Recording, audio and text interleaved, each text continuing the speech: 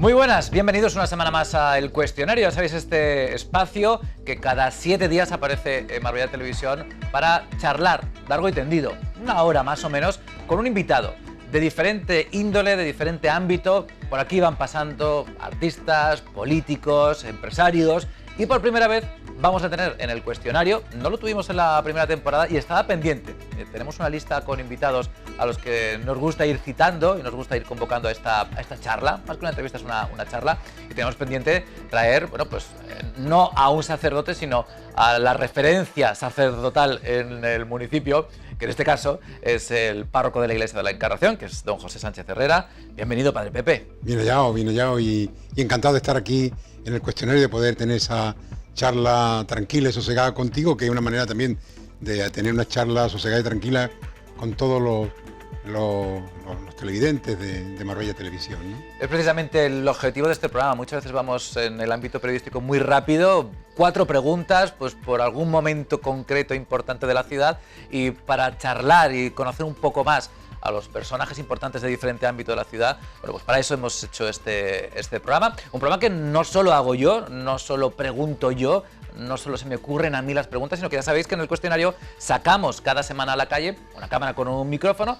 Sale normalmente nuestra compañera Carmen Méndez, a la que le doy las gracias, porque no estaría fácil salir a preguntar y sobre todo a ofrecer a los espectadores, a quienes nos encontramos, la posibilidad de hacer una pregunta a nuestro invitado. Así que no solo preguntaré yo, sino que preguntarán también algunos ciudadanos. Tendremos también al final ese cuestionario express, esa manera de conocer un poquito más las aficiones, los gustos de nuestro invitado. Y esta temporada estamos estrenando otra pregunta extra que no hago yo, que no hacéis vosotros, sino que la hace el invitado de la semana anterior, sin saber cuál iba a ser nuestro invitado. Arrancamos la semana pasada nueva temporada con el escritor y poeta Alejandro Pedregosa, y al terminar le propusimos que lanzar una pregunta al invitado de la siguiente semana, es decir, a la de esta semana, pero sin saber quién era. Podía haber sido interesante y curioso. Fue bueno, ¿eh? Seguro que si visteis el programa os acordáis de la pregunta, así que vamos a empezar con él, con esa pregunta que nos dejaba Alejandro Pedregosa la semana pasada. Vamos a ver qué preguntó. Está complicado. ¿Qué le preguntaría a alguien al que no conozco de nada? Pues le preguntaría que cuál crees que es su mayor virtud y cuál cree que es su mayor defecto. Ahí es nada, padre, empezamos fuerte.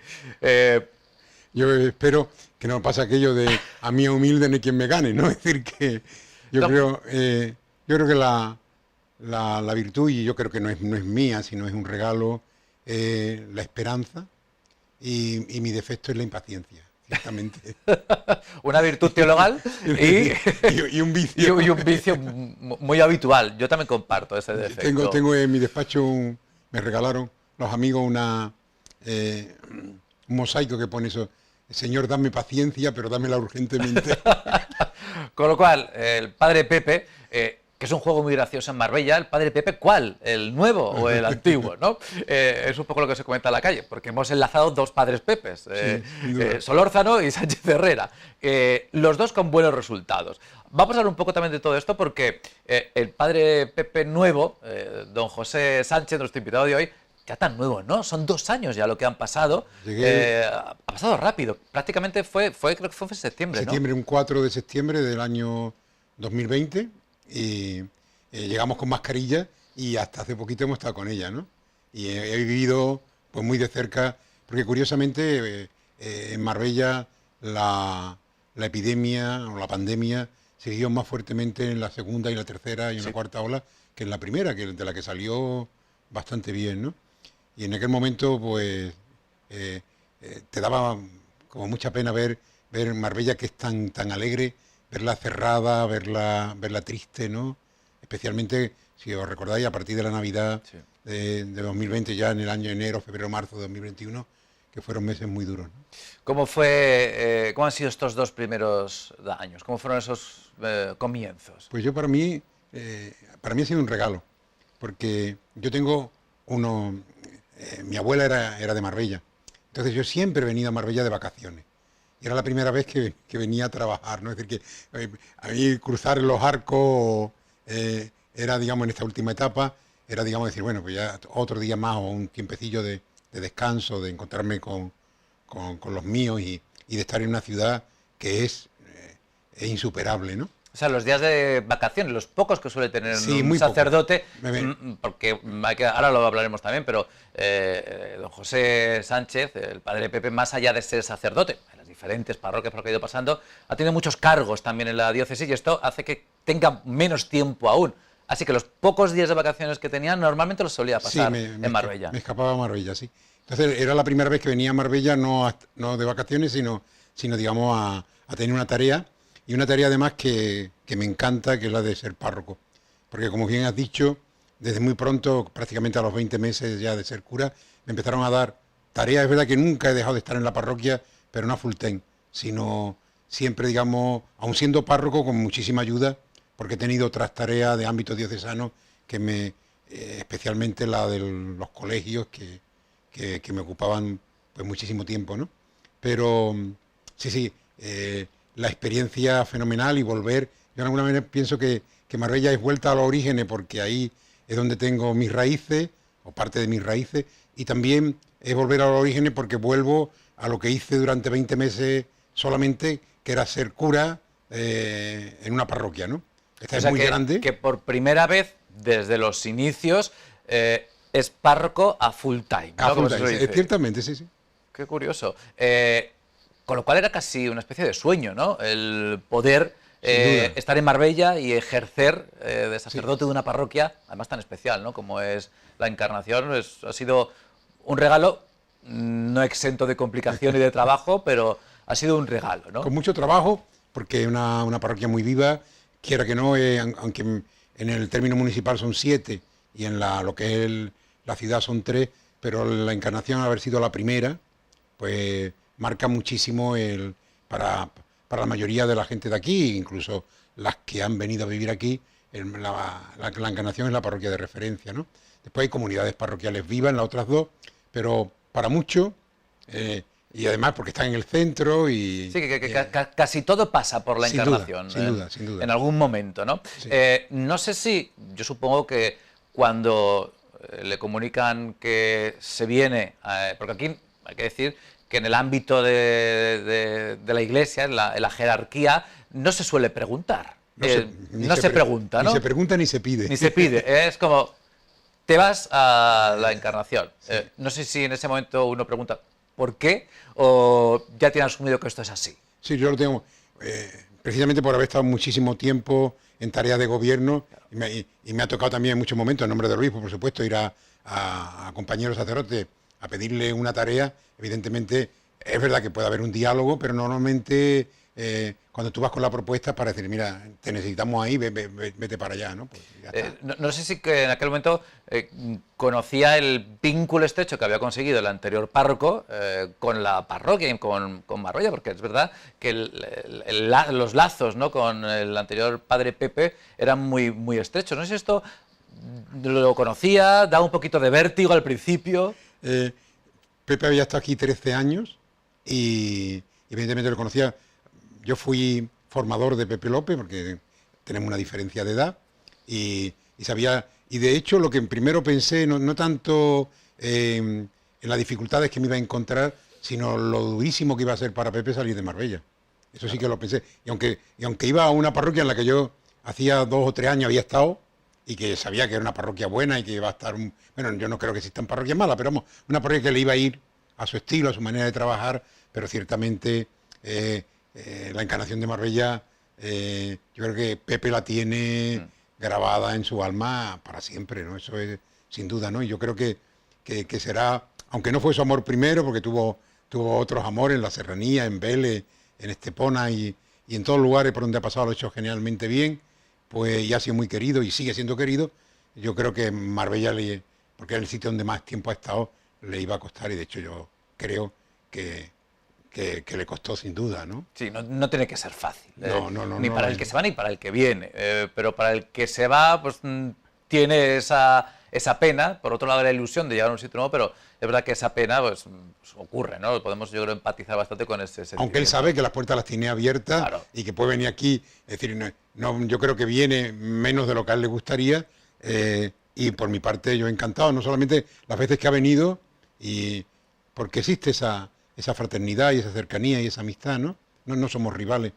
Pues yo no solamente cuando viene, no solo le pido a hacer boda, normalmente a una boda o algo de alguien muy conocido suyo, un compromiso grande, yo ya le pido, mira, quédate y haz la misa también, y así yo me respiro un poquito, ¿no? ¿Le dio algún consejo sobre el funcionamiento de Marbella, de la parroquia? La verdad es que no, porque él hasta el último momento pensaba que ese verano que fue complicado, porque que de alguna manera después de la pandemia se abrió un poquito la cosa, y él tuvo un verano fuerte de despedidas, de un montón de cosas. De hecho, él me entrega a la parroquia en perfecto estado de revista, y hablamos muy poco. Yo también había tenido la tarea, había sido hasta ese día vicario general de la diócesis, y eso también pues te da mucha tarea también en plena pandemia, ¿no? Pero digamos, habíamos mantenido siempre un contacto, ¿no? Y lo único que me dijo que iba a ser muy feliz, y eso es cierto, ¿no? Y que bueno, que él había estado aquí muy bien, ¿no? Sin duda. Bueno, y 2 años después, hay que decir que el padre Pepe actual ha conseguido ya unos lazos estrechos con la parroquia, con la feligresía, con la ciudad. El cambio, yo pensé que iba a ser mucho más duro para la ciudad, para la feligresía, para la parroquia, y no lo ha sido. Ha sido bastante suave y ha conseguido, bueno, pues meterse a la gente en el bolsillo con relativa facilidad. Lo de la gente en el bolsillo no lo sé, que lo que sí ciertamente no ha habido ningún tipo de estridencia, y después he tenido también la inmensa suerte de venir acompañado de otros 2 sacerdotes, un sacerdote anciano, don Adrián, que pronto también se marchará porque vino, me dijo, bueno, te acompaño unos meses, se ha quedado 2 años y los años no perdonan, y después también su lugar, ¿no? Que él tiene toda su amistad y toda su vida en Málaga, pues quiere volver para allá. Y Luis, un agustino que también venía a hacer una experiencia de 2 años, y bueno, yo me quedé maravillado, no maravillado, sino agradecido a la despedida que le dio la parroquia de la Encarnación en el primer domingo de septiembre, cuando en la misa de las 8 de la tarde le despedimos, ¿no? Vamos a enterar, era la iglesia abarrotada con un cariño, y eso también ha sido una inmensa suerte, tener un par de hermanos, un par de compañeros sacerdotes que también me han aliviado mucho la tarea, y hemos estado remando en la misma dirección y trabajando juntos, ¿no? No le dejarán solo entonces de aquí a poco tiempo. No, por don Luis ha venido don Ernesto, que es un sacerdote joven, en el sentido que lleva 3 años de ministerio, pero de la misma edad de don Luis, 50 porque ya es una vocación tardía. Es un mexicano, pero que estudió los estudios sacerdotales, lo hizo en el seminario de Málaga, y es un hombre que muy universal, porque trabajaba montando todo el tema, digamos, de las cocinas y de los catering y de los comedores de hoteles de 5 estrellas. Él es ingeniero o algo así, tampoco. Curioso. Y ha cambiado una cocina por otra, cocina otras cosas, ¿no? Y es también una persona entrañable. Él es además, igual que Luis, el párroco de Istán, y ahora, bueno, lleva estos días aquí en Marbella, y la verdad que también con muchas ganas de servir y de ayudar. Y después, digamos, Adrián, pues como está a su título, pues a ver si encuentro y engaño a alguien por ahí que se pueda venir otros 2 años. Bueno, ya sabéis que no solo pregunto yo, que también preguntáis vosotros, que salimos todas las semanas con nuestra cámara y con nuestro micrófono. Padre, tenemos a 6 ciudadanos ahí en pantalla, ahí lo podrá ver también en el otro monitor que tiene enfrente, así que vamos a ir en orden, por ejemplo, Sí. Escucharemos a los 6, a ver que hay preguntas, yo he estado echándole un vistazo de todo tipo, con algunas bastante interesantes y con bastante profundidad, cosa que me alegra también. Vamos con el ciudadano número 1. El nuevo Papa, cómo le ha tomado la medida al nuevo Papa, las nuevas lo que ha hecho el nuevo Papa por la Iglesia.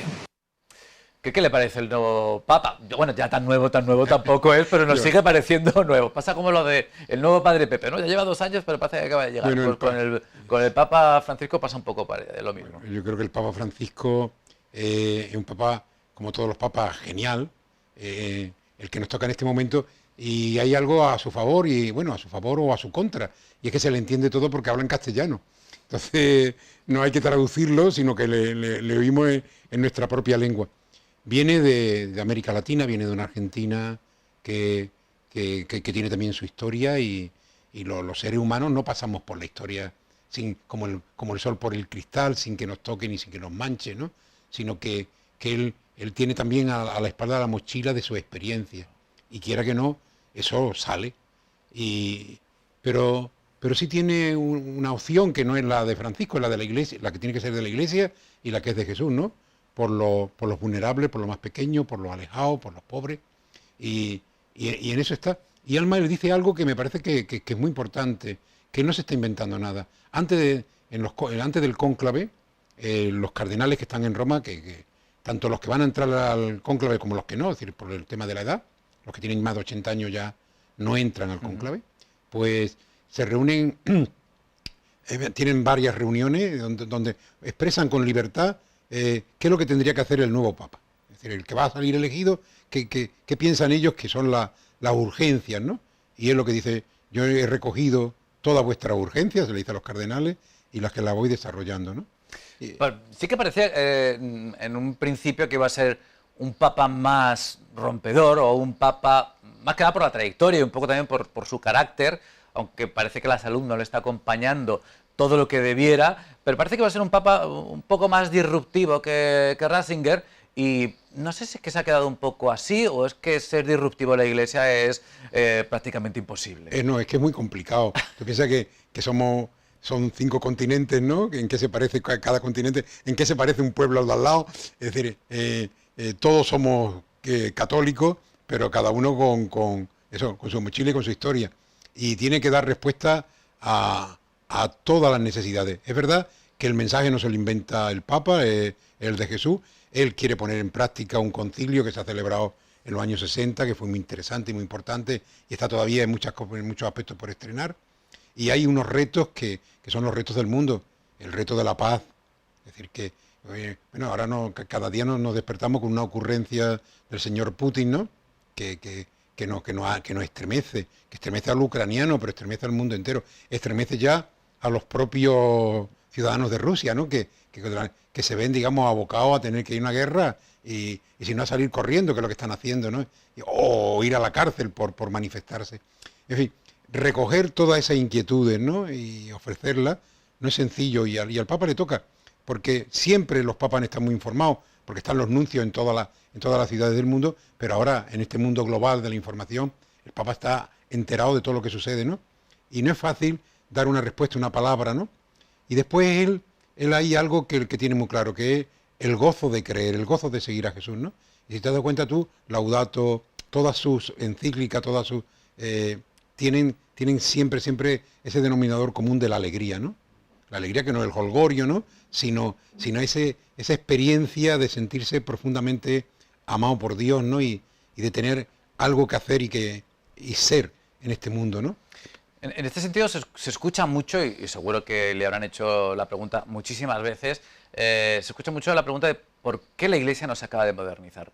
Hay una sensación actualmente de que la Iglesia se va quedando socialmente, ¿no? En muchos aspectos un poco atrás, y no se acaba. Y esto hay gente que, por lo menos aquí, en Occidente, en nuestra sociedad desarrollada, cuesta un poco entender el por qué no se dan ciertos pasos. Bueno, yo creo que, primero, hay algunos que no puede dar. Por ejemplo, la defensa de la vida no es cuestionable para la Iglesia, de toda vida, de la nacida, de la no nacida, de la envejecida, de la enferma.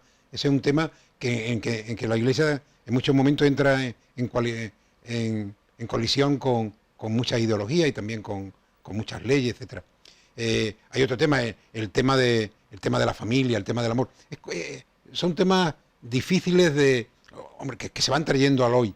Pero también porque la Iglesia es como nuestra madre, ¿no?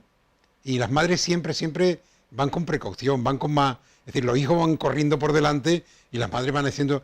es decir, la Iglesia tiene que ser, y es, muy samaritana, porque todo lo nuevo no es maravilloso.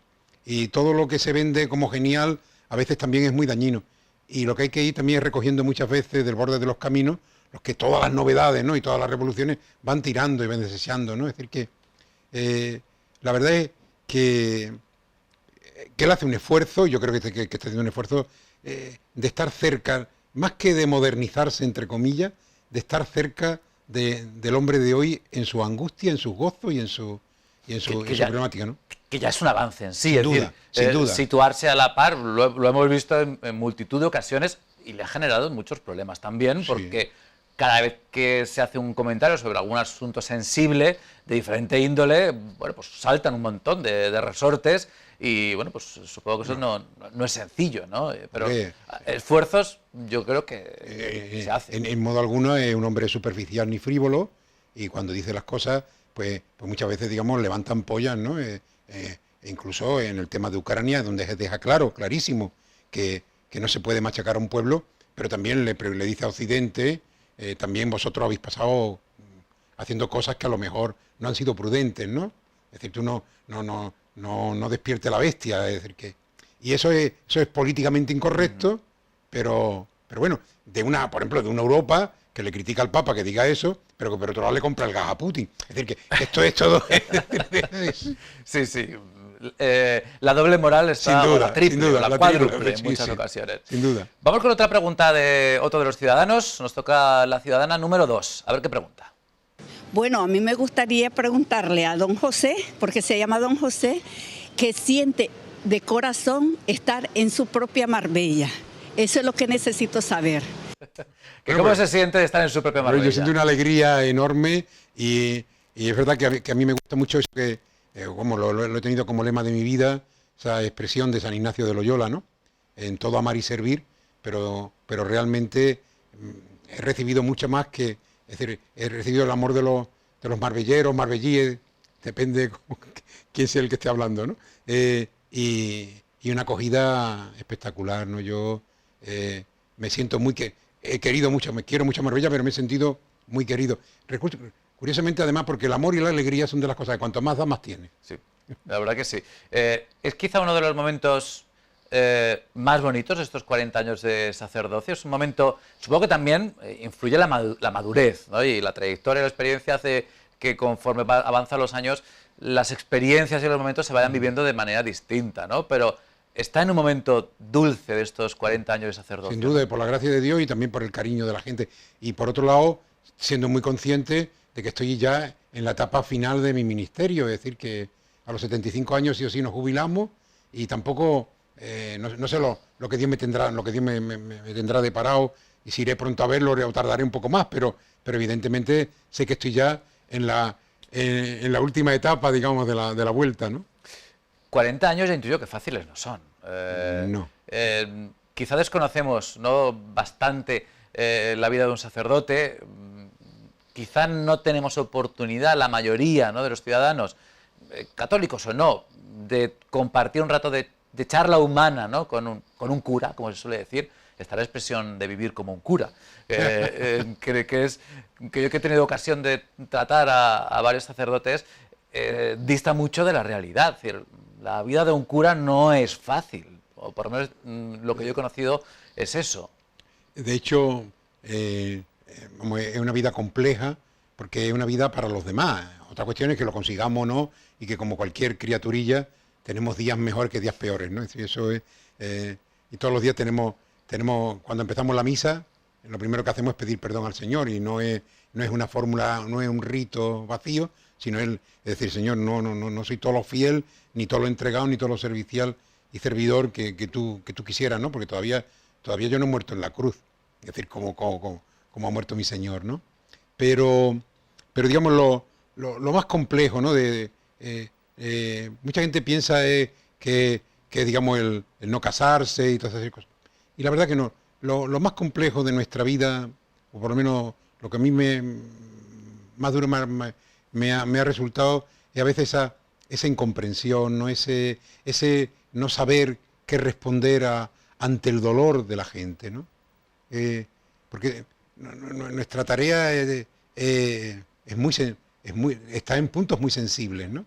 Entonces, tú date cuenta lo que es despedir en San Bernabé a un padre de familia que deja una viuda y unos niños y bajar por las Peñuelas pensando que inmediatamente me voy a encontrar con 5 familias gozosas y contentas porque van a bautizar a sus críos, y después con un matrimonio que se celebra, y después voy a ver al hospital a una chica con un cáncer terminal. Y quieres tener respuesta para todo y tienes que ir cambiando el rol, y bueno, y sobre todo, digamos, lo más difícil es esa solidaridad con el dolor, ¿no? O sea, la impotencia en muchos casos, ¿no? Sí. Porque claro, la palabra muchas veces llega a lo que llega. Claro. Y hay momentos en los que no sirve para nada. Y a veces mejor callarse. Claro. A veces mejor callarse, porque el silencio a veces mucho acompaña más que las palabras, ¿no? Y a veces nuestras palabras, lejos de consolar, lo que provocan es más dolor en aquel que las recibe, ¿no? Me han tocado vivir situaciones complejas. Me acuerdo en una de las aldeas de la Sarquía, ¿no? Donde un hombre mató a su mujer, después él se ahorcó y dejó 12 hijos. Y era yo un curilla, estaba empezando, y me encontré con aquella situación, ¿no?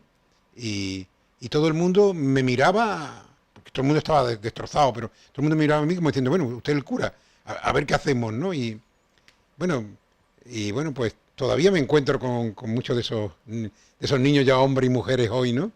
Pero, es decir, esas situaciones son las que, el no tener la varita mágica que solucione, ¿no? O el que te pregunta por qué. Además que no se la puede... La injusticia. No se puede dejar de empatizar. No se acaba de hacer callo, bueno, como No. ¿sabes? Porque si no perdiera un poco el sentido, Sin ¿no? duda. De la función del sacerdote. Sin ¿no? duda, yo estoy convencido, en los años que he estado de formador de los futuros sacerdotes, siempre le he dicho que para nosotros puede ser el cuarto, el quinto, el 20 entierro de este mes, pero para la persona, para ese grupo que está allí, es su familiar, es su madre, es su abuela, y eso es insustituible, ¿no? Cada persona es digna del amor, y bueno, y eso a veces pues te puede pillar más cansado o en un día más... Y la gente no entiende. La gente quiere cura las 24 horas en el momento que lo necesita, ¿no? A lo mejor se ha podido tirar sin necesitarlo media vida, pero en ese momento lo quiere, ¿no? Y lo quiere ya. Esto ocurre mucho, ¿eh? Sí. Podemos pasar mucho, ¿no? del sacerdote, de la iglesia, de las misas, pero hay momentos claves en los que uno vuelve, ¿no? Y en los que uno necesita ese consuelo y esa guía espiritual, ¿no? Para momentos complicados. Y después también otra de las cosas que como dice, como no está encallecido, a Dios gracias, ¿no? Es todo el tema de la pobreza, ¿no? Que en muchos casos es irremediable porque esa persona no tiene posibilidades ya de salir de esa situación, pero aún así todo te golpea siempre, Yo entiendo perfectamente lo que dice el Papa, ¿no? De que la Iglesia tiene que estar muy cerca ahí, ¿no? Vamos a continuar, tenemos a nuestra tercera ciudadana con una pregunta preparada para el Padre Pepe, así que a ver qué es lo que quiere saber. Esa responsabilidad tan grande que tiene para poder ayudar a tanta gente, a tantas necesidades como hay. ¿Cómo se las apaña? Pues que son muchas horas su ministerio y yo sé que lo trabajan, pero él y todos necesitan ayuda.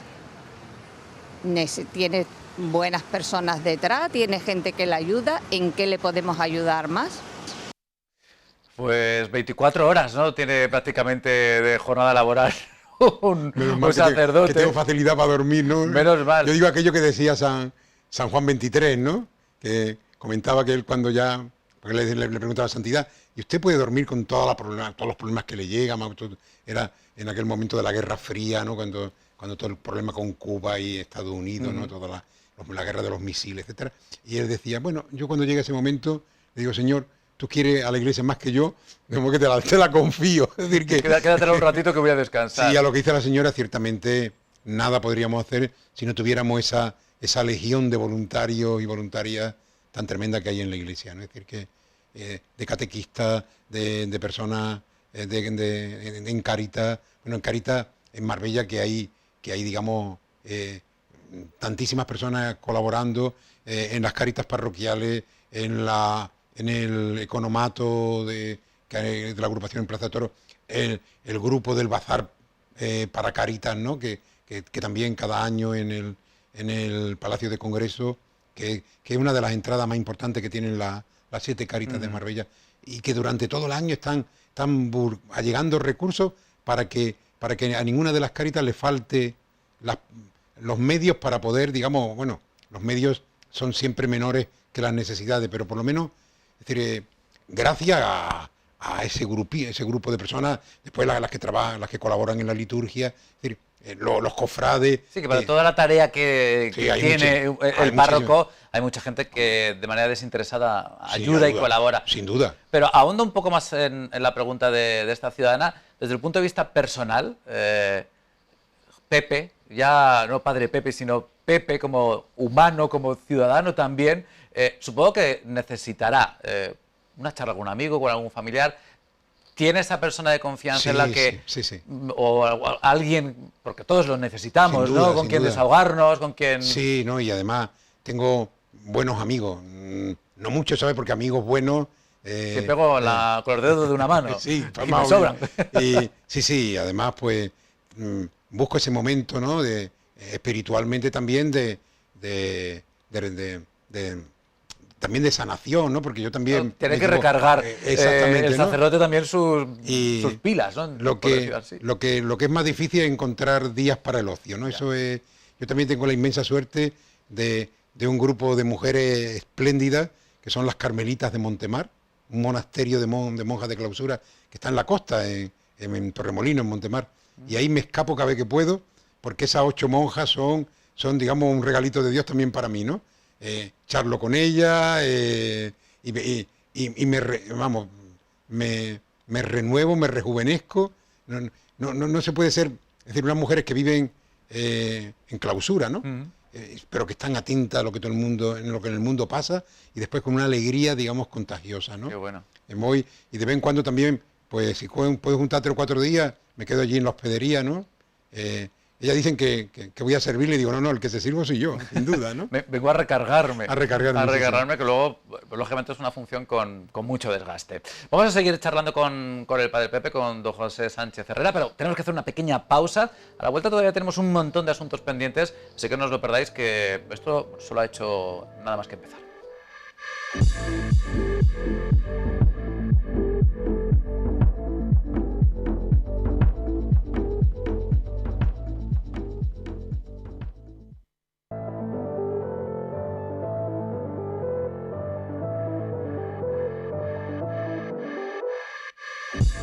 Estamos en nuestro cuestionario, ya sabéis que cada semana con un invitado especial al que le dedicamos íntegramente el programa, con el que charlamos largo y tendido. Vamos con la segunda parte de nuestra charla con el padre Pepe, con don José Sánchez Herrera, nuestro párroco de la Iglesia de la Encarnación, con 40 años de sacerdocio, con mucha experiencia y con una capacidad de conversación magnífica de la que estamos disfrutando mucho y aprendiendo mucho.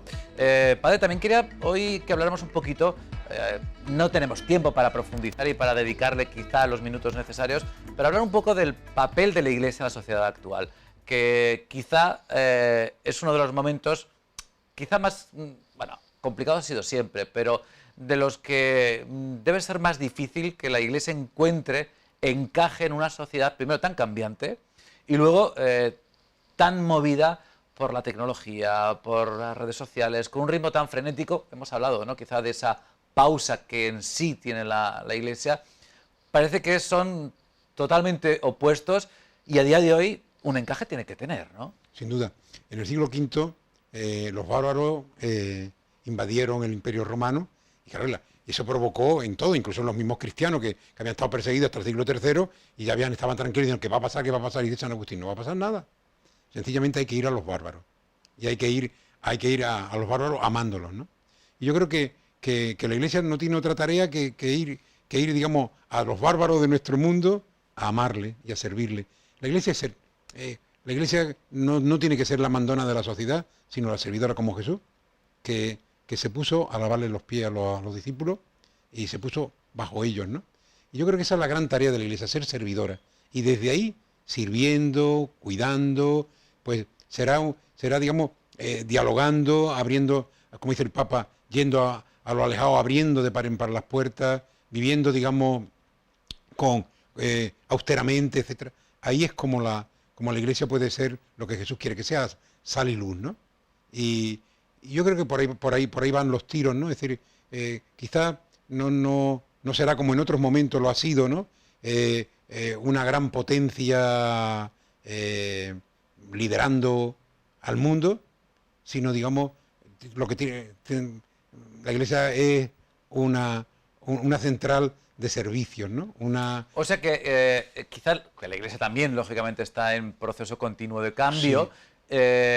Está volviendo un poco a los orígenes. Sin duda. La Iglesia como institución, ¿no? Sí, no, yo creo que ese es el gran reto, ¿no? Es decir, despojarnos de todo aquello que a veces a lo largo de la historia hemos ido cargando sin crítica a nadie, es decir, porque en cada momento parecía que era lo más idóneo, y ir a lo esencial, ¿no?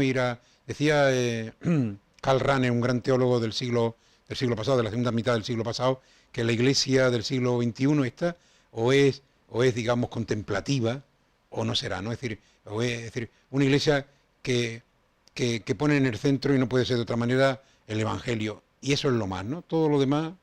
Y después eso, una tarea que es la de ser el buen samaritano como Jesús. Es decir, este mundo que parece tan perfecto, tan maravilloso, bueno, y curiosamente ha venido una pandemia y nos ha demostrado lo frágiles y lo imperfectos que somos, porque una molécula que es nada, que no es ni siquiera un ser vivo, Nos ha puesto en jaque. y ha puesto patas arriba al mundo entero, ¿no? Pero bueno, es decir, este mundo que tan tecnificado y todo eso es maravilloso, porque Dios al hombre lo que le ha dado es alas para que vuele, y vuele muy alto, no ha venido a cortarla, Dios no ha venido a cortarle la ala al hombre, sino todo lo contrario, ¿no? Pero sin embargo, este mundo sigue teniendo mucha gente marginada, fuera, desechada, y ahí es donde la Iglesia tiene un papel primordial, ¿no? ¿Y la fe, la vida cristiana es compatible con el siglo XXI? Sin duda, sin duda. Y yo creo que una de las cosas que a mí más me preocupa es que los laicos, es decir, que tienen que estar en el corazón del mundo, no den el paso a salir, es decir, menos en el templo, más en la calle, menos en asociaciones eclesiales, lo suficiente, y más en el sindicato, en el partido político, en la asociación de vecinos, allí donde realmente el Evangelio puede humanizar y puede dar también mucha luz en muchas circunstancias. Yo creo que eso de irnos a los cuarteles de invierno, para petarnos ahí... O sea, que los católicos encerrados en las iglesias, en las parroquias, no tiene ningún sentido. El Papa Francisco dice una expresión que dice iglesia en salida, ¿no? Y yo creo que esa es la tarea. Evidentemente con mucha humildad. Esto es lo que yo puedo ofrecerte. A quien le venga bien, aquí estoy, ¿no? Vamos a escuchar a algunos de los ciudadanos, ahora seguimos charlando por esa línea que es muy interesante. Tenemos al ciudadano número 4, vamos a ver qué inquietud tiene. ¿Por qué en la iglesia no hay mujeres sacerdotes? Y en todo caso, ¿por qué no se podrían casar como son los anglicanos o los protestantes? Dos temas también recurrentes que mucha gente se pregunta. Nunca me lo han preguntado. No, ¿verdad? ¿Por qué no? Vamos con el primero. ¿Por qué no hay mujeres sacerdotes? Bueno, pues sencillamente porque Jesús eligió 12 apóstoles, que eran 12 hombres, y desde ese momento, tradicionalmente, han sido hombres los que han recibido el ministerio. Sin embargo, Jesús estaba rodeado de mujeres, y en tiempos de Jesús no era común que un rabino, como le llamamos el rabí maestro, se dejara acompañar y tocar por mujeres, lo cual demuestra que el papel por el cariño y el lugar central de la mujer en la vida de Jesús es total, su madre, que es la Virgen, ¿no? Yo creo que el problema está en que la Iglesia parece ser que hay aquí una discusión, si ya la ha cerrado dogmáticamente el hecho de que no puedan ser mujeres, y hay otros teólogos que dicen, bueno, eso habría que estudiarlo, ¿no? Hasta ahora no han sido. Juan Pablo II dijo, no serán. Y se nos abre a todos una gran pregunta. Podría ser. Parece que pronto, la Iglesia ha hablado de pronto, es decir, se está estudiando el tema del diaconado, es decir, que ya es un que ya es diaconisas, ministerio. ¿no? Sí, diaconisa porque las hubo en la primitiva Iglesia. Pero lo que sí es muy importante es que en la Iglesia el ministerio no es un ministerio del que más manda, sino del que más sirve. Aunque evidentemente los curas hemos sido bastante mandones y entonces realmente pues la gente aspira, digamos, piensa que ahí es donde se toman todas las decisiones, ¿no? En eso tiene razón. ¿Y por qué no se casan? Pues en la Iglesia Católica sí hay curas casados, en el rito oriental. Hay dos ritos en la Iglesia Católica, como sabéis. El rito greco-católico, son los sacerdotes orientales. Aquí en Marbella está el padre Oleg, que es ucraniano precisamente, es de rito oriental, tiene su mujer y sus hijos, y es tan cura y tan sacerdote como yo.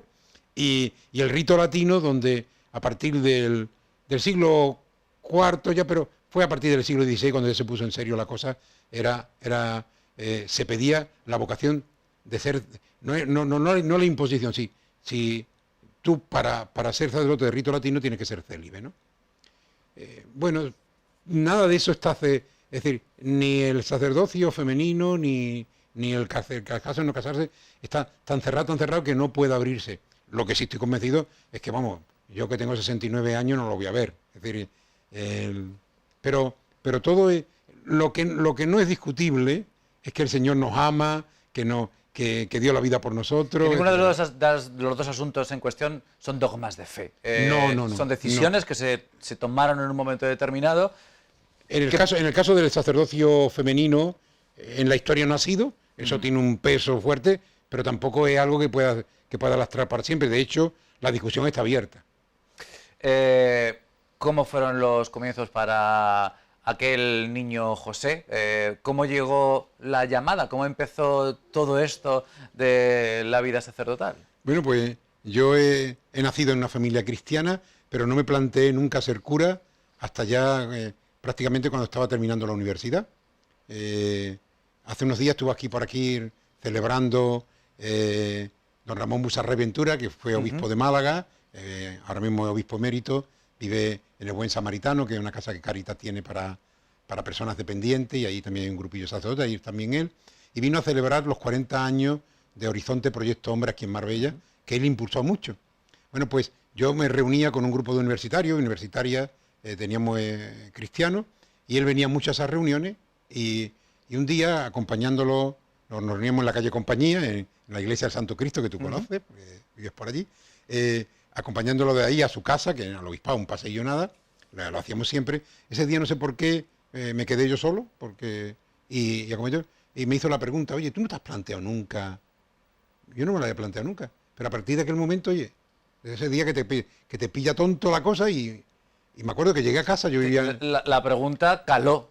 Y yo llegué a casa, yo vivía mi padre en la Plaza de la Merced también, y llego a mi madre y le digo, mira, mamá, que me ha ocurrido esto y estoy preocupado. Y mi madre me anda ya.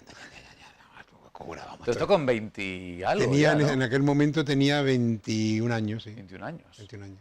Sí. O sea, aquella pregunta... me cambió la vida. Desestabilizó a aquel joven que creía lo tenía todo pensado y planteado, porque en aquel momento los planes, ¿cuáles? Bueno, yo estaba estudiando. Estaba terminando Filosofía y Letras. Tenía novia, es decir, como lo más normal del mundo, y el proyecto mío era, bueno, pues preparar unas oposiciones para profesor, que porque ella también estudiaba exactamente lo mismo, y bueno, pues casarnos y de repente, a partir de aquel día... Eso fue en mayo, junio, y en septiembre estaba entrando en el seminario. Wow, o sea que fue... Sí, fue un verano complicado. ¿Y cómo lo toma el entorno? ¿Los padres, la novia, los amigos? Mi padre no vivía, mi madre era viuda. Mi madre no acababa de creérselo, además, es decir, yo creo que hasta el último momento no se lo creyó. Mis hermanos... Pues, pero no porque no le gustara, sino porque no le veía capaz, ¿no? No, más que no me veía capaz, no le encajó. No le cuadraba. No le cuadraba. ¿No? De hecho, ella trabajaba en la campaña contra el hambre en el mundo, Mano Unida, que se llama ahora, y era tenía bastante amistad con don Ramón, y yo me acuerdo que don Ramón siempre de broma le decía, bueno, ¿te lo crees o no te lo crees? ¿No? Me acuerdo que el día que me ordenó de cura, ya al terminar le dijo, bueno, Carmen, te lo creo, no te lo creo. Ya no queda otra. Ya otra. Y bueno, tuve que reordenar muchas cosas, Claro. contárselo a Mari Carmen, que era mi novia, pues una cría encantadora, lo asumió, pero yo creo que también ella, es decir, le dolió, le costó, ¿no? Es decir, que Claro, que no es fácil. todo es... y ahí, por ahí... ¿Se ha vuelto a encontrar a Mari Carmen después de los en años? Londres. No me digas. Sí, estas cosas. Yo voy con un grupo de maestros de la Fundación Santa María de la Victoria que a un encuentro en Londres de cosas educativas, y en el hotel en el que estábamos, bajando a desayunar, se para en una planta el ascensor, entra una pareja, Mari Carmen, ¿qué tal? Que venía con su marido. De película. Sí, de película, venía con su marido. No No nos se habéis habíamos vuelto a ver. ver, ¿no? Y habrían pasado 20 años o 25 años entonces en aquel momento, ¿no? Curioso. Y bueno, pues ella realizó su vida, se casó, adoptaron unos niños y bueno, pues... Pero sí, así. Y se dio cuenta que yo todavía seguía, ¿no? Y Dicen que en la parte del seminario, todo ese proceso hasta que uno se ordena, que no es sencillo, sobre todo para un joven, ¿no? Quizá luego con los años se va adaptando uno a la vida sacerdotal. Lo ha mencionado hace unos instantes, ¿no? El tema de los votos, que a los de fuera nos parece muy complicado. En general, la mayoría de los sacerdotes no suele tener mucho problema con los votos. Se acostumbra uno a todo, ¿no? Uno hace su forma de vida, pero al principio sí, ¿no? Al principio sí, no, quizá... a cura se aprende siendo cura, igual que a padre de familia y a esposo y a todo. Es decir, que es la vida Uno la va que mejorando, se supone, ¿no? Se va o empeorando, depende, ¿no? Pero yo también tuve un seminario muy particular, porque piensa que son los años 70, principio de los 70, de un gran cambio en España. Es decir, los últimos años de Franco, la transición, es decir, todo ese momento, los últimos años de los 70, lo viví yo como seminarista, ¿no? Entonces, era otro momento. También la Iglesia en ese momento acababa de terminar prácticamente el concilio. Es decir, aquello era mucho más movido que lo que puede ser ahora, ¿no? Hoy los seminaristas, yo digo que son todos más uniformes, ¿no? En mi época éramos pocos seminaristas, pero cada uno de su padre y de su madre. Bueno, también hoy, ¿no? Pero era otro momento, incluso políticamente, muy, muy complejo, ¿no? Porque estábamos saliendo de una dictadura y estábamos cuestionando democracia. Había un estallido, ¿no? Yo venía del mundo universitario, donde me había pasado media carrera corriendo delante o detrás de los grises, ¿no? Claro, que en medio de esa ebullición social, elegir, ¿no? Ser sacerdote, claro, debe haber más que elegir, el ritmo cambia mucho, ¿no? Es decir, el seminario es lo que te ayuda a descubrir si es Dios el que te ha llamado o es una tontería tuya. Yo siempre digo que tú no tienes vocación hasta el día en que el obispo te pone las manos, ¿no? En ese gesto de... Hasta ese día ya sí, pero hasta ese día tú no está claro que tú tengas vocación. Crees que la tienes, ¿no? Vamos a hablar un poquito más de las vocaciones a continuación, pero vamos a escuchar a otro de los ciudadanos. Vamos con el número 5, no se nos vayan quedando ninguno en el tintero, a ver qué pregunta le hacen. ¿Cree que Internet está haciendo que el modo en que los jóvenes procesan su espiritualidad cambie a nivel social y ya no los necesitan a ustedes porque se buscan lo que necesitan de Internet? Porque realmente ese es el punto, creo yo. Ahora lo tenemos todo en un teléfono móvil, tan solo a un clic, incluso también las necesidades espirituales. ¿Cómo se intenta adaptar o cómo Internet ha venido a modificar todo esto? Bueno, Internet tiene digamos, como toda herramienta, mucho de positivo y algunas cosas menos positivas. Evidentemente también tenemos la posibilidad de ofrecer el mensaje y muchas comunicaciones a través de ella. De hecho, hay plataformas también, digamos, de grupos cristianos impresionantes y preciosas, ¿no? Pero los jóvenes también necesitan encontrarse, ¿no? Y yo lo veo en la parroquia. Es decir, en el momento en que tú te haces cercano, ellos te buscan. Eso. El tema es porque hay cosas que no resuelve Internet. No todo. Es decir, Internet no lo puede resolver todo. Evidentemente, ha supuesto también un cambio en todos los aspectos, ¿no? Pero ni siquiera es un cambio negativo, sino también un cambio que nosotros hemos sabido aprovechar. Es decir, ¿quién iba a pensar que el Papa fuera un tuitero? Y lo es, porque es la manera también de trasladar el mensaje, ¿no? Y además es muy gracioso. Tú puedes ver una reunión de 20 jóvenes, cada uno con su... Y con mucho respeto, pero mucho cuidado, en un momento dice, bueno, pero nos miramos un momentito todos. Y a lo mejor te los ganas haciendo un juego de esos de cooperativo, de esos que aprendimos cuando éramos pequeños, ¿no? Que ellos no han tenido la oportunidad de hacerlo y se lo pasan bomba, ¿no? No hay que olvidar que al final Internet, lo ha dicho el padre, es no una es el herramienta. enemigo, no es el enemigo, una herramienta. Y es una forma, no es el fondo. Es decir, es una manera de hacer las cosas, que pueden ser las mismas cosas que hemos hecho siempre, pero ahora llevadas a otro lenguaje, ¿no? No es mucho más. Quería hablar un poquito más de las vocaciones, porque hay muy pocas vocaciones hoy día. Yo muchas veces, cuando salen en el periódico, claro, cuando se van a ordenar, a lo mejor en toda la provincia de Málaga, 6, 4, 8 sacerdotes, ¿no? Digo, esto no sirve para ir reponiendo los sacerdotes que van quedando. Faltan, está claro que faltan vocaciones y no sé el por qué.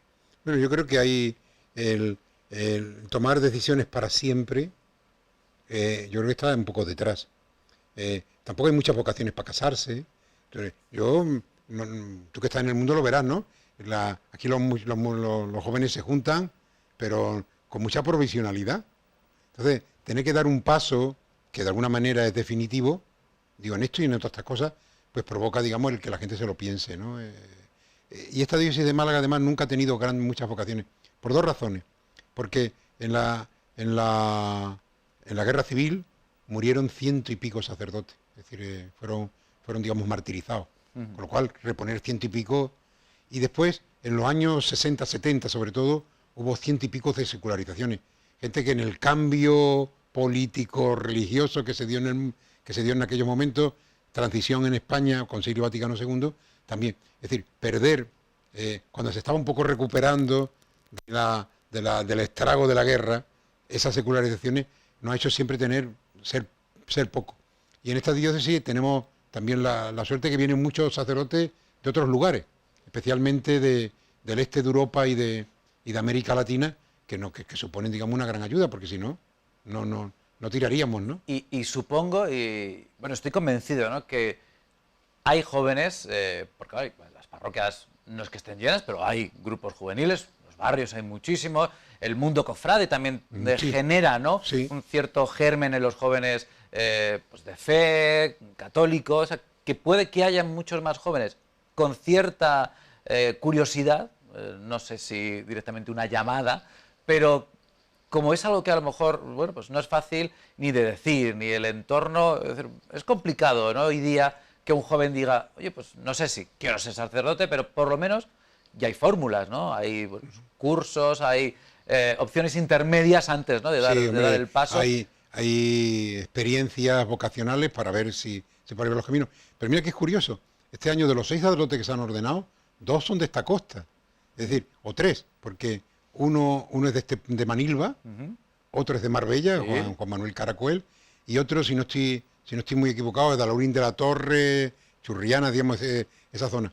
Y ahora mismo en el seminario hay un chico de la parroquia del Cristo del Calvario, que bueno, nació en esa comunidad y está ahora en el seminario. Es decir que, bueno, no es que está la cosa para tirar cohetes, pero vamos, más o menos nos vamos defendiendo, ¿no? Bueno, faltan sin duda, vocaciones. sin duda.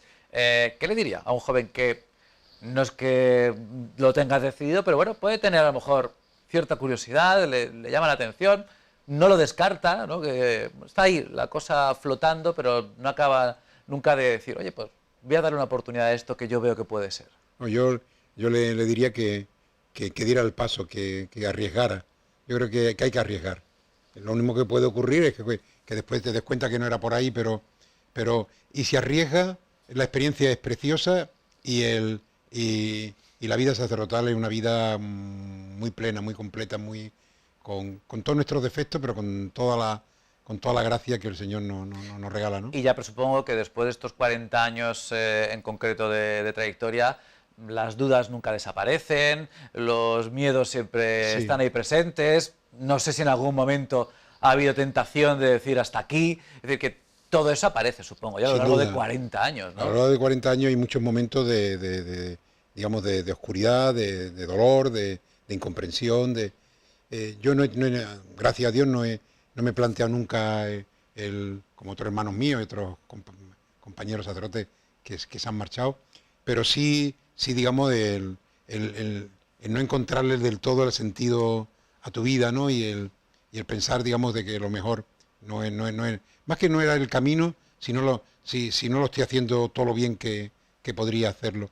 Pero la verdad es que cuando miro para atrás con gratitud sobre todo, ¿no?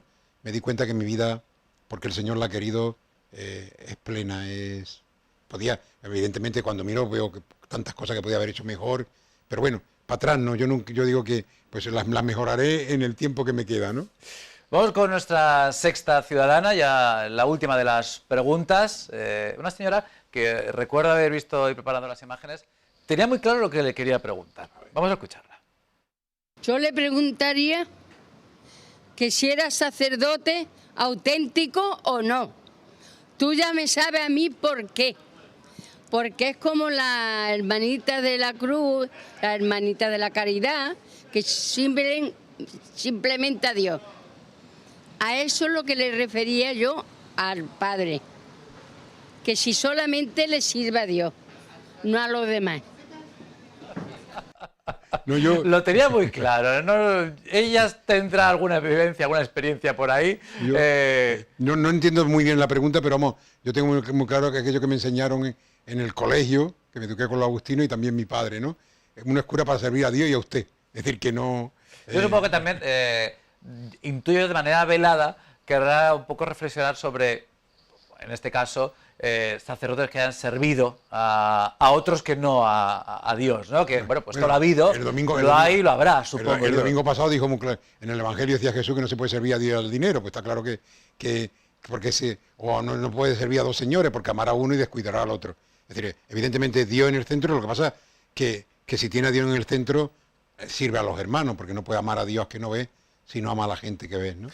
Supongo que esto, dicho así, está muy bien. A lo largo, en este caso, de 40 años, no siempre es fácil. Supongo que ostentar cargos de responsabilidad, estar en la cúpula de la jerarquía, ¿no? De una estructura pues, bien diocesana, bien parroquial, genera que uno tenga unos poderes, ¿no? Entre comillas. Y dejar ver a otros poderes o a otros intereses que no, yo solo sirvo a Dios, aunque esté en un escalafón que por la jerarquía me sitúa aquí, eso no tiene que ser fácil, porque siempre intentan unos y otros... Hombre, igual te quieren manejar, vamos, siempre hay alguien que quiere usarte, pero yo he tenido la inmensa suerte de que como no he ido nunca en solitario, no he sido un francotirador, sino que he vivido siempre con grupos, con comunidad y tal, he podido... Y también porque, quiera que no, yo pertenezco ya a una generación donde la Iglesia ya no era tan importante ni tan definitiva, digamos, socialmente, ¿no? Hoy uno de los grandes problemas que tienen los sacerdotes jóvenes es que cuando llegan a un pueblo como sacerdote no son ni la noticia ni la máxima autoridad. Para mucha gente no son nadie. Es decir, que... Y hay que aprender Esto también. ha cambiado. Claro, mucho. Y ahí hay que aprender precisamente a situarte así, ¿no? Tú eres un ciudadano que tiene una tarea. Es verdad que en Marbella, el párroco de la Encarnación, los párrocos de Marbella, ¿no? Son muy queridos y muy apoyados por la gran mayoría de la población, ¿no? O por lo menos por la población que nos llega, ¿no? Porque yo siempre digo, bueno, por la Encarnación pasa muchísima gente, pero son muchísimos más los que no pasan. Eso tampoco yo no vivo de sueño ni de fantasía, ¿no? Yo creo que hay un gran número de creyentes, pero después hay un inmenso tsunami de increencia, de lejanía, etcétera. Y ahí es donde está la tarea, ¿no?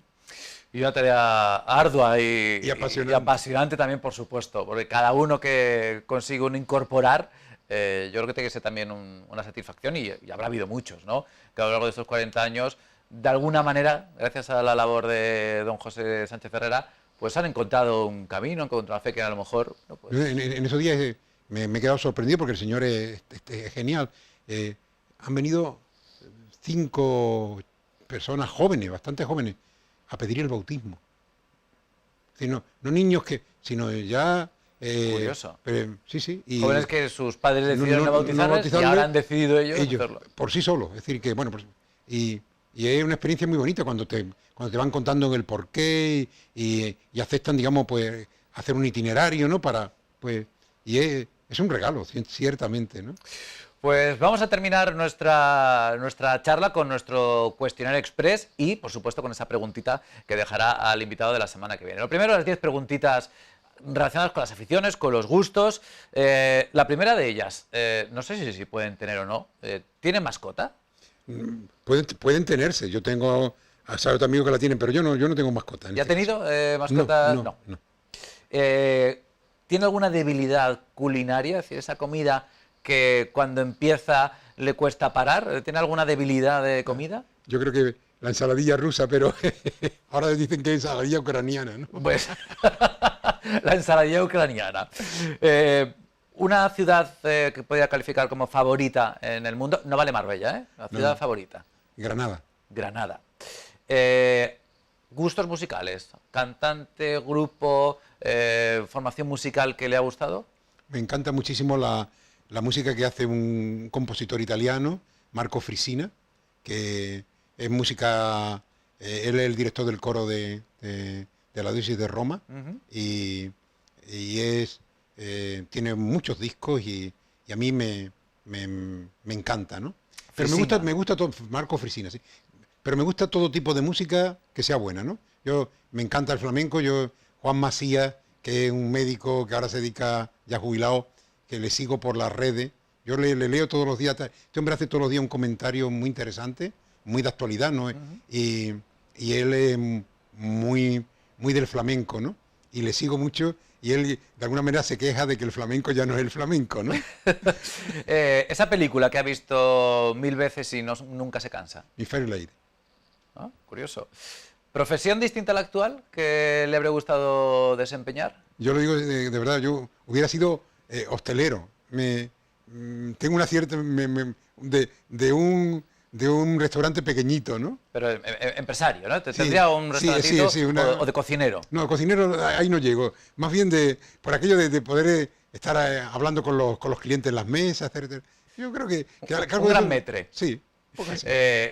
Digo lo de la cocina porque una pregunta, la siguiente es plato que mejor preparar la cocina, no sé si es el único que sé preparar el único es las lentejas. Bueno, pues si es el único le saldrá muy bueno. Bueno, la verdad es que no practico mucho. ¿Un libro que nos recomendaría leer? Yo estoy releyendo en este momento Jesús de Nazaret del anterior papa de Ratzinger. Que tiene 3 tomos y son muy legibles, todo lo legible que pueda ser Ratzinger, porque a mí es denso. Sí, es denso, pero da gusto leerle. Ahora estamos en un momento de mucha serie de televisión, de mucha serie de plataformas.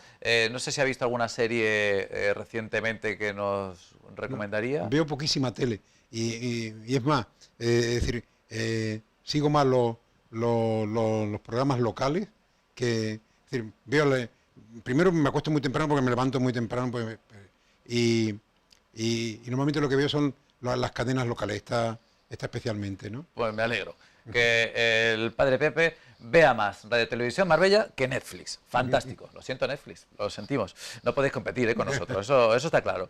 Y por último, si tuviéramos una lámpara mágica con un único deseo, ¿qué regalo le haría a Marbella? Alegría. Creo que la tiene, pero nunca viene de más, ¿no? Pues alegría raudales si tuviéramos esa lámpara mágica. Terminamos, padre, con esa pregunta que dejamos grabada para el invitado de la semana que viene. ¿Qué le preguntaría a alguien a quien no conoce? Bueno, si realmente se comprometería y haría ese trabajo por hacer una Marbella mejor. Si se comprometería por hacer una Marbella mejor. Perfecto. Igual la está haciendo. Cuadra. Yo ya soy el invitado y puede cuadrar la pregunta muy bien. Muy interesante. Padre, gracias por acompañarnos. A ti tanto. Por este ratito de charla. Se ha pasado la hora corriendo, ¿no? A nosotros nos ha encantado, ha sido fructífera, así que seguramente y cuando cuadre volveremos a tener otro ratito de charla. Cuando queráis. Un placer. Igualmente. Nosotros tenemos que despedirnos, hemos quedado ya sin tiempo. Volvemos, por supuesto, con nuestro siguiente cuestionario la semana que viene, mientras, a través de nuestra página web, rtvmarbella.tv, en el apartado televisión, buscáis el cuestionario y tenéis todos los de esta temporada y los de la temporada anterior para que los volváis a ver y los podáis también recomendar. Adiós.